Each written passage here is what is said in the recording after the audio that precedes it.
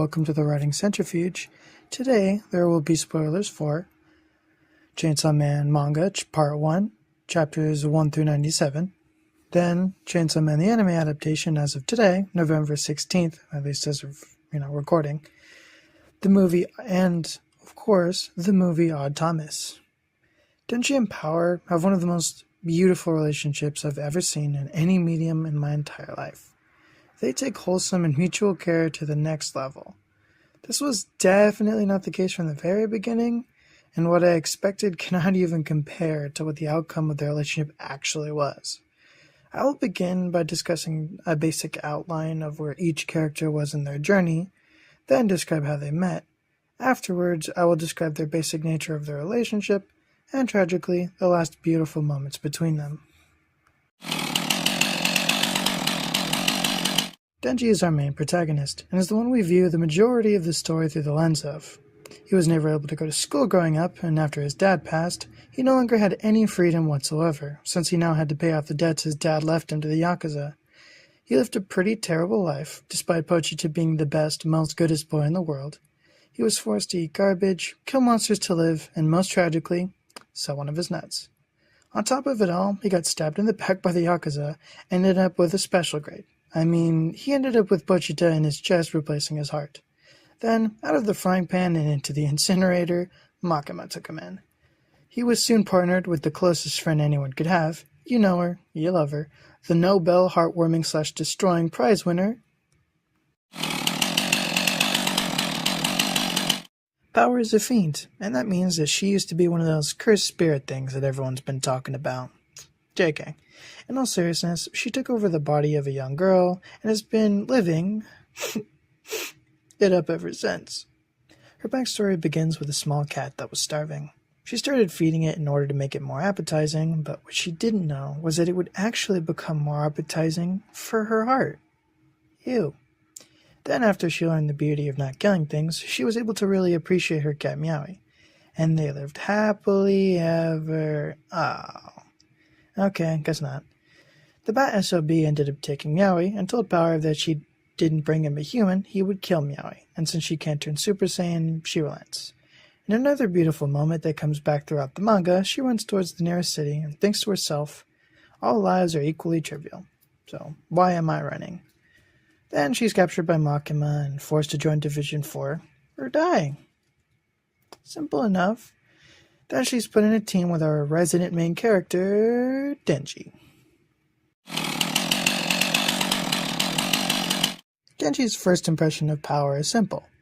At first he's hesitant, but then he notices her suffrage. After that he's ready to get working with her, and he starts planning how to touch her suffrage. I should have picked a funnier joke, or at least one that didn't make me feel both stupid and a nerd for writing it. What the heck, in it goes.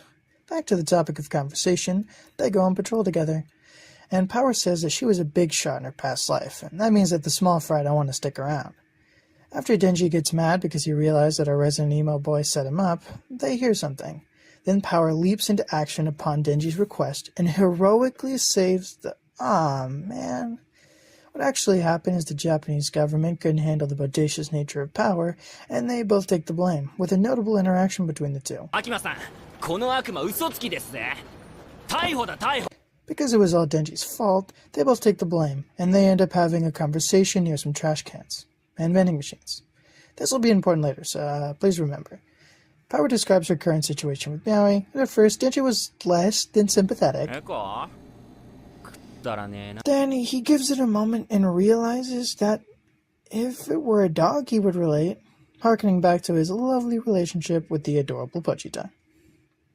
Power offers him a deal, that if he helps her get Meowie back, she'll let him squeeze her... Okay, I regret making the joke so weird. Then they go off on an adventure to put a ring in a volcano. Wait a second. Nah, pretty sure that's it. On the bus down the yellow brick road, they have another interesting conversation that sums up every time someone didn't understand what I was saying and proceeded to pretend that I was stupid. After they get to the place, Power slips up and accidentally tips Denji off to the fact that it was a trap, which it was, but she's too cool not to be forgiven, right? After a little bit of Denji juice was squeezed, and not the kind I'm sure he would have wanted, the big bat ended up eating Meowie. And then, because he sucks, Power. Most villains at least let you live after killing the thing you love most, but I guess this bat stirred decided that wasn't his thing. He then flew off, but some unexpected turbulence ended his flight a little early. After a confrontation in which Denji and the cat eater had their differences discussed thoroughly, the bat was dead. Long live Denji. Then a PNG image of Worm and nothing else came to fight him. Although he was weakened, Denji did not hear a bell, so he went in swinging and nearly died. Oh. He was saved by the power of friendship, and that thing where you tell your dog not to eat something, but they just can't help themselves. After this event, Power and Denji's relationship was never the same. And no, I don't mean how he read her constitutional rights. What I mean is that they had a newfound closeness, which was evident immediately, because instead of lying about one another, they chose to do the right thing. Lie for each other. Wait. Never mind, I lost the irony. This introduction to their relationship was crucial in building something tier-worthy, and tier-worthy it will be. But first, I want to highlight some of the major moments and characteristics of the majority of their relationship before I talk about the heartbreaking stuff.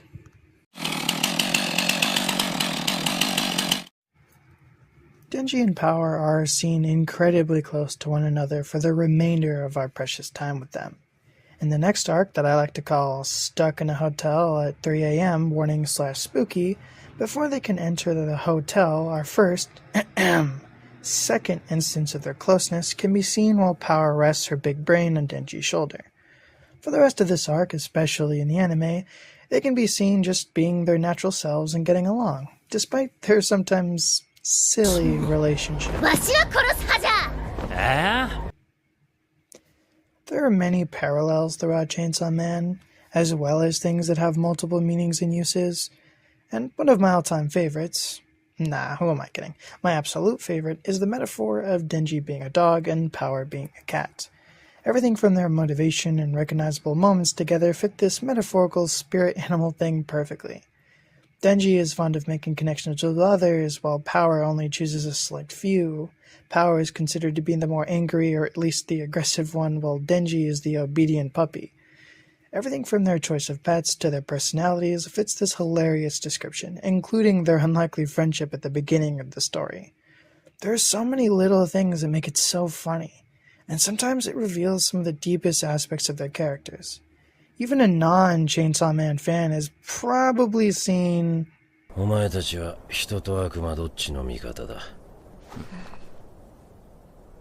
俺を面倒見てくれる方。飼ってる方。 They each give an answer more akin to their animal counterpart.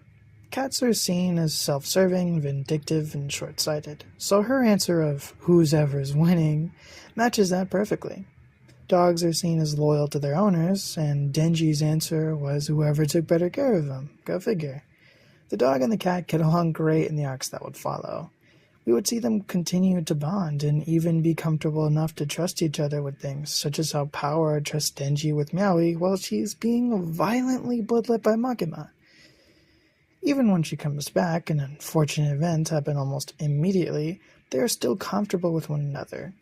Now, before I shout to bring back the wholesome, I would unfortunately get exactly what I had hoped for and more, and I would come to regret it while the remains of my heart spilled out onto my open chest, oozing onto the floor along with any semblance of the beautiful story I was expecting. Some moments before the end were something special, and that includes every major moment between Power and Denji, before birthday cake disappeared along with a beautiful lie. The first moment that comes to mind is a simple one, and if my memory serves, it doesn't go with the rest. It was this. Something about the childlike innocence and sweet nature of this panel really stuck with me. A lot of media has scenes that are just like it, but they're perverted, and they make something as simple as sitting with someone with both their shoes off really weird.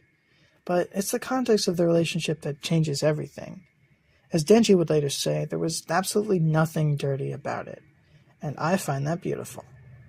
The next moments I have some level of build-up, so I'll give some exposition. After a cast of characters comes back from hell, Power is afraid that the darkness is following her and is trying to get her. And in some of my favorite moments in anything I've ever watched or read or anything ever, Denji takes care of her when she needs it. At first, he was complaining, but then once he realized that it wasn't fair to the one he was helping, he stopped. And they shared heartwarming moments together. He had risked his life so that he can go on a group trip with Makima. And when he got more than he bargained for, when she wanted to make it just the two of them, he declined. He wanted to stay and take care of Power because she needed him. And if that's not love, say it with me, then I don't know what is. After they share a moment worth 1,000,000 words and about 20 implications, Power starts to feel better, and they both go on vacation with Aki when he goes to visit his family grave. I bet when the anime adapts this, it's going to be slow and intimate, but when I read it, it felt like it went by too fast, which is definitely because I couldn't stop, as proven by the fact that I read all of part 1 in a single sick day. I definitely talk about this in my next video, which is about Aki. And by the way, this is here. No, I don't end up talking about it in my next video. And should hopefully come out around the same time next week on Insert Here. After they get back, Aki does some incredibly plot-relevant things, and ends up losing the snowball fight. Afterwards, we see another side to Power and Denji's relationship. And that's them without their third musketeer. They spend a large sum of money on what you would expect. The funny thing is that I bet Denji didn't even notice that one of his dreams came true, as he fell asleep playing a video game with a cute girl. I bet Boji did notice, though. They spend a lot of time together, and although their place wasn't as clean as when Aki was around, and it was a bit smaller, at least they were able to afford junk food and video games. This time reminds me of a sad AF movie called Odd Thomas. Skip to Insert Here to avoid spoilers, because it's a really good movie. At the very end of the film, the aforementioned Odd Thomas spends a few days with his girlfriend. They're so happy to be together that they do many things, like eating ice cream, etc. They end up spending days together and being so happy that they don't leave. Then Thomas's friends knock on his door and ask him how he's been doing since his girlfriend died. The twist is that he can see ghosts. Therefore, he didn't notice, but it's still heart-wrenching. Even writing this down, and especially while recording audio, this still kills me. And that's what this sweet period reminds me of. A time where Denji and Power could just enjoy each other's company for as long as possible before... man, why'd I write this? I guess we're getting to that part. It's almost time to say...